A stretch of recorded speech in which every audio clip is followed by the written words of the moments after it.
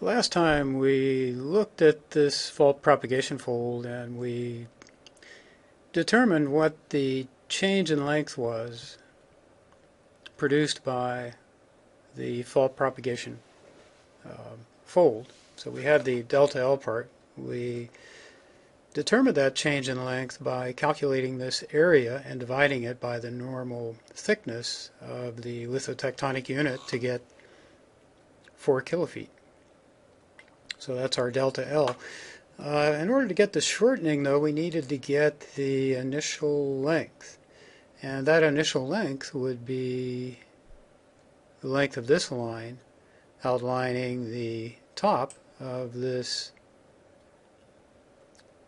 fault propagation fold, which was defined by this quadratic equation here. So as we mentioned the last time, we can do this. We end up with another integral.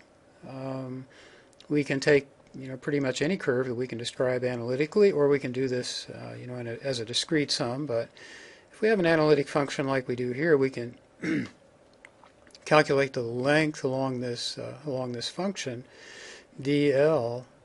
Just break that down into its Cartesian components, dx and dy. And as we mentioned, we come up with this form of the curve length, just integrating over dl, which is the integral from, over the limits of integration, which in our case are going to be -5 to 5 kilofeet of 1 plus dy dx squared. So this is just the derivative and the square of the derivative integrated over dx. So we are looking at yet another integral and another application for integration. And so our length here, and I've written it a little bit more clearly as the derivative squared. We have this integral that we want to evaluate over the length of the curve, and this is the function that we're evaluating the length of.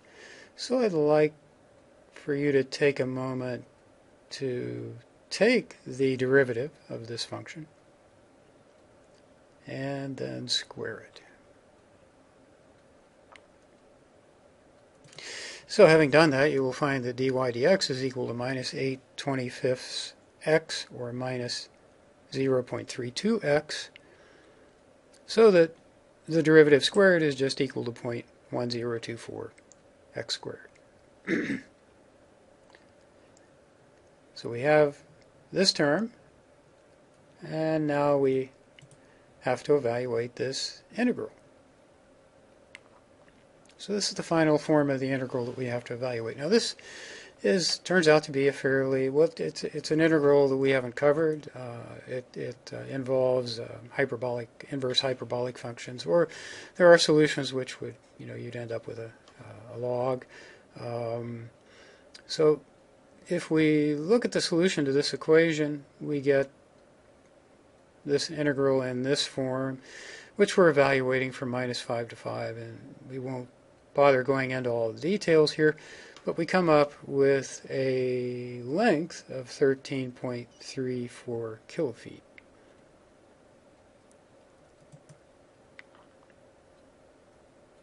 So returning to the definition for shortening that we have delta L over the initial length.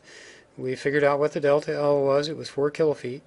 So we have 4 kilofeet divided by, in other words, the change in length divided by the initial length is equal to 0.3. So it's dimensionless. You think of it as 30% shortening.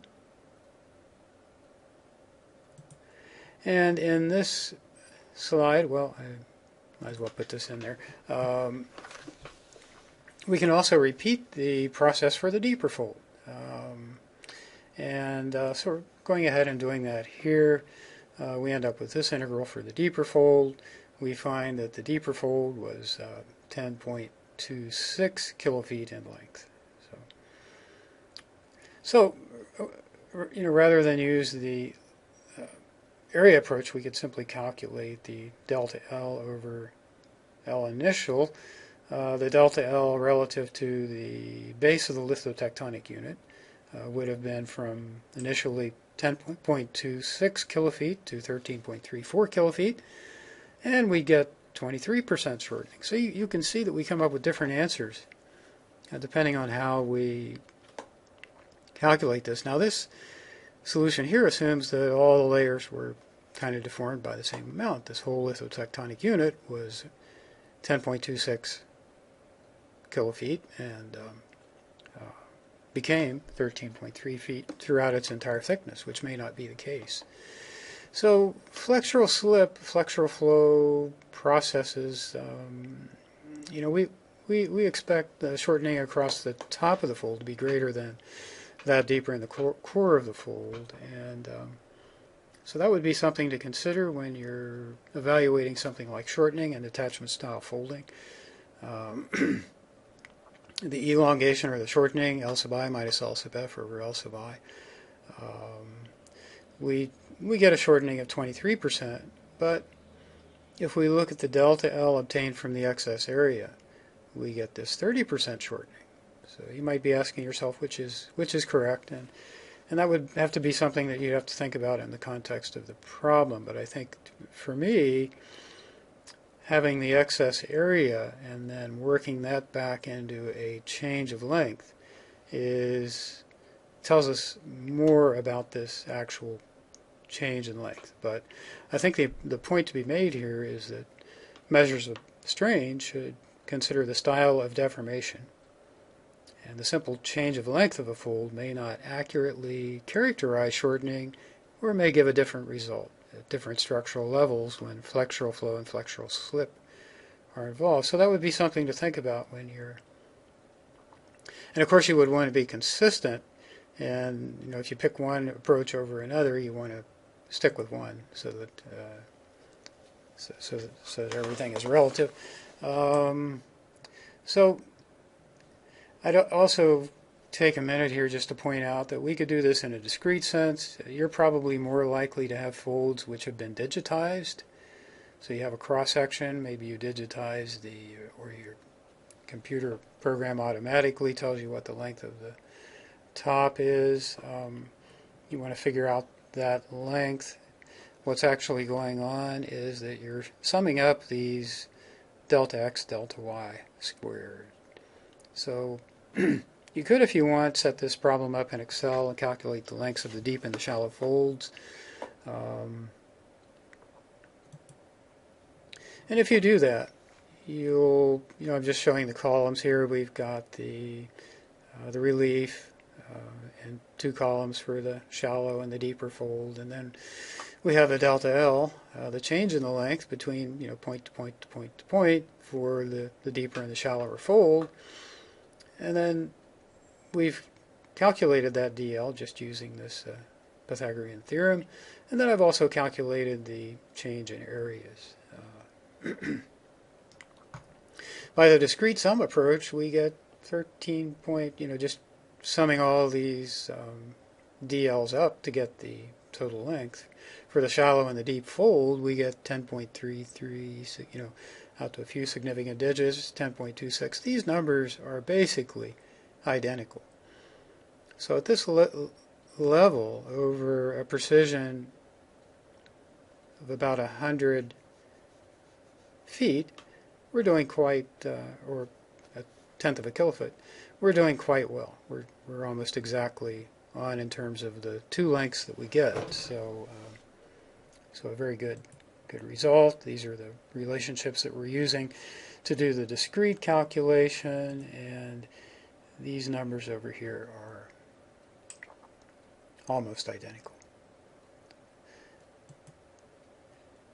Well, that confirms the integration approach and the discrete sum approach, and we see that we get similar, almost identical answers. And I would think you're probably thinking as well that the discrete sum approach is probably what software does, and I'm sure that's the case. It's going to be more practical if you have something that you're going to do on your desktop. You would digitize the fold profile and then calculate lengths using the discrete sum approach.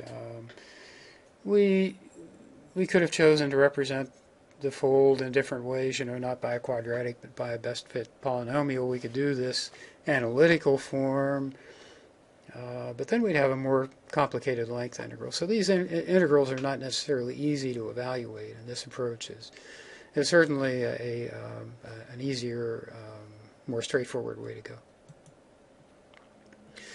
So the next time we're going to talk about different measures of strain, elongation, the stretch, and the total natural strain. So hope to see you then.